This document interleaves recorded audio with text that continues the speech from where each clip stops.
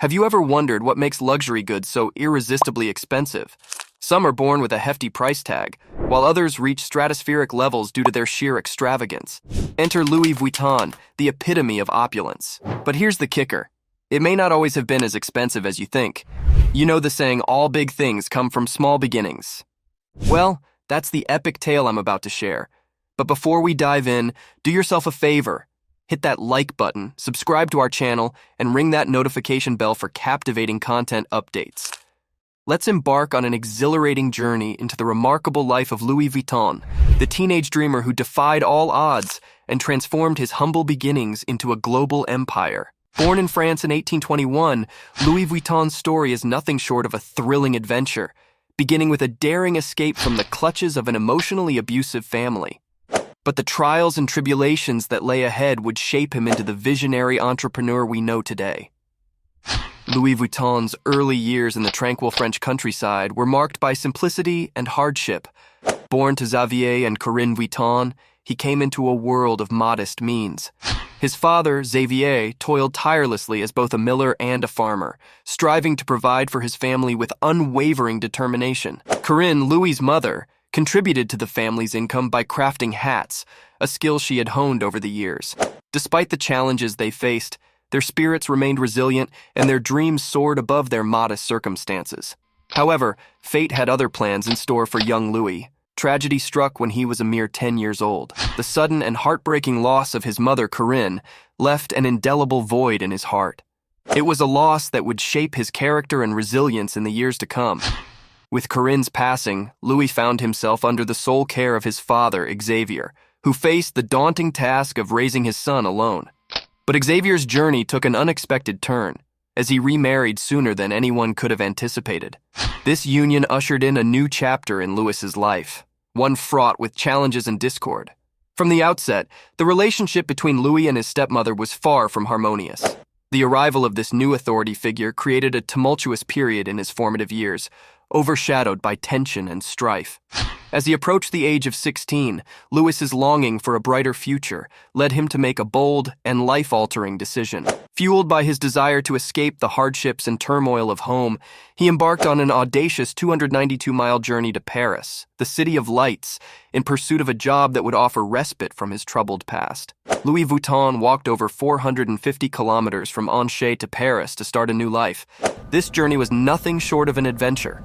Along the way, Louis transformed into a resourceful and resilient young man, adopting the role of a traveling employee. In exchange for food and shelter, he lent his labor to those in need. He took to the streets as a cobbler, skillfully mending shoes to sustain himself. Yet he didn't stop there. Louis embraced a multitude of odd jobs, ranging from performing demanding cleaning tasks to engaging in various businesses across different cities in France. His earnings during this period were meager, often barely sufficient to put 3 square meals on the table. However, destiny had grander plans in store for Louis Vuitton. A pivotal moment in Louis's life unfolded when he crossed paths with Monsieur Maréchal, a seasoned trunk and container maker. Under the expert guidance of Monsieur Maréchal, Louis's latent talents began to flourish. He honed his skills, dedicating himself to the art of crafting durable containers and trunks that would stand the test of time. Maréchal's mentorship ignited a spark within Louis, a spark that would eventually set the world of luxury and craftsmanship ablaze. The surge in manufacturing and the growing demand for long-distance travel during that era resulted in a heightened need for sturdy trunks. Louis Vuitton's craftsmanship was so sought after that he soon earned a reputation as a luggage artisan, leading to the establishment of his store on Rue Neuve des Capucines. Before branching out, while still working for his mentor, Louis Vuitton had already gained favor among clients. He even served as a personal boxmaker for Eugénie de Montijo, the Empress of France and wife of Emperor Napoleon III. Following his stint with the Empress, Louis Vuitton's career skyrocketed. His reputation as a luxury boxmaker attracted an array of opportunities and orders. It seemed as if he had struck gold, as everyone desired a Louis Vuitton-crafted luxury box. In 1854, he founded his company and married Clémence Émilie. Louis Vuitton revolutionized the luggage industry by introducing a unique type of luggage called the canvas box. These flat-topped boxes, in contrast to the traditional rounded ones, featured a tumbler lock for added security. Within 2 years of their introduction, the canvas boxes became a must-have worldwide. Louis Vuitton didn't stop there. He ventured into innovative handbag design that would reshape the fashion landscape. His handbags, especially adored by women, created such a frenzy that daily sales records were shattered. Demand grew exponentially, and it seemed like everyone needed one of Louis Vuitton's bags. It's worth noting that Louis Vuitton had experimented with various materials before settling on canvas, citing its ability to solve stacking issues and provide superior rain protection. With a burgeoning global demand for his products, Louis Vuitton reached the pinnacle of success. However, the journey from modest beginnings to global prominence was not without its share of challenges. The Louis Vuitton brand endured hardships, including the impact of the Franco-Prussian War, which forced the closure of all its locations. The war left Louis Vuitton and his family in a dire predicament, as they sought refuge in a shelter and endured severe scarcity of food. Despite the hardships, they persevered. After the war, Louis Vuitton returned to find his business, home, and materials destroyed. Undeterred, he saved diligently and made a fresh start. His innovative trunk design, a testament to his skills, drew customers back to him. This marked his second triumphant resurgence in the industry. Louis Vuitton extended the legacy to his son, George Vuitton, who played a pivotal role in shaping the company's future. Together, they introduced revolutionary luggage locking mechanisms. George even challenged the great Harry Houdini to escape from a Louis Vuitton box with the patented lock. Houdini declined the challenge, underscoring the lock's effectiveness, which continues to be a hallmark of the brand. Louis Vuitton crafted numerous exquisite handbag designs before his passing in 1892. After his demise, his son George took the reins of the company, steering it to success. George introduced Louis Vuitton products to department stores in New York, further expanding the brand's reach. George's passing in 1936 marked the transition to the next generation, with his son Gaston Vuitton taking charge. While Gaston may not have possessed the same creative spark as his predecessors, he devoted himself to preserving the company's legacy. Thanks to the foundation laid by Louis and George, Louis Vuitton had become too iconic to fail.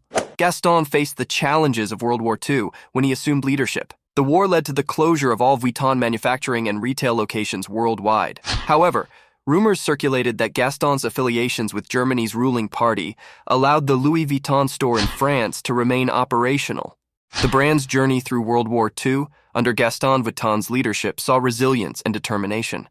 Louis Vuitton emerged from the war unscathed thanks to Gaston's affiliations. Transitions followed as the brand passed to Henry Rechmier, sparking remarkable sales growth. Sales soared from $20 million to over $260 million, and the brand's upward trajectory continued, hitting $1 billion in 1987. But the real game-changer was Bernard Arnault, who joined forces with Henry Rechmier in 1989. The brand's success is a testament to the vision of a homeless boy whose determination has inspired generations. Today, Louis Vuitton stands as the most valuable fashion brand globally, with a market value of $39 billion and over 400 locations worldwide. So that was the remarkable journey from a destitute teenage homeless to the pinnacle of the luxury fashion world, is a testament to the power of perseverance, innovation, and a relentless pursuit of excellence. Through adversity, war, and changing times, Louis Vuitton not only survived but thrived, leaving an indelible mark on the fashion industry and redefining the concept of luxury for generations to come. So what's your take on Louis Vuitton? Is the price tag justified by the hype, or is the exceptional quality worth every penny? Share your thoughts in the comments below.